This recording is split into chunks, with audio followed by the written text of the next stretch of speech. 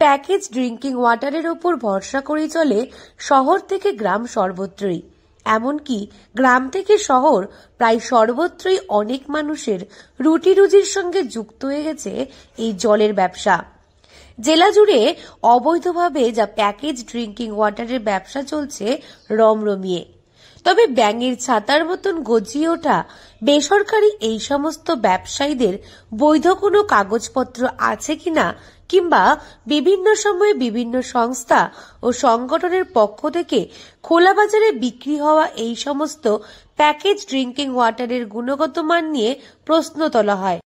বিভিন্ন ডিপার্টমেন্টে অভিযোগ আকারে চিঠি দেওয়ার পরেই জেলার প্রশাসনিক বৈঠকে ডিস্ট্রিক্ট কনজিউমার প্রোটেকশন কাউন্সিলের চেয়ারম্যান হিসেবে জেলাশাসক বিজিন কৃষ্ণা পানীয় জলের এই সমস্ত প্ল্যান্টগুলিকে ইন্সপেকশনের নির্দেশ দেন।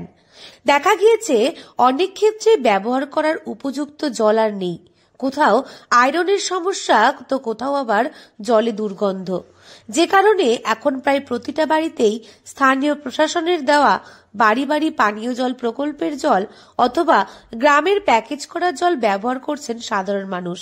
তবে বেশিরভাগ ক্ষেত্রেই ড্রামের জলের ব্যবহারের প্রবণতা বেড়েছে।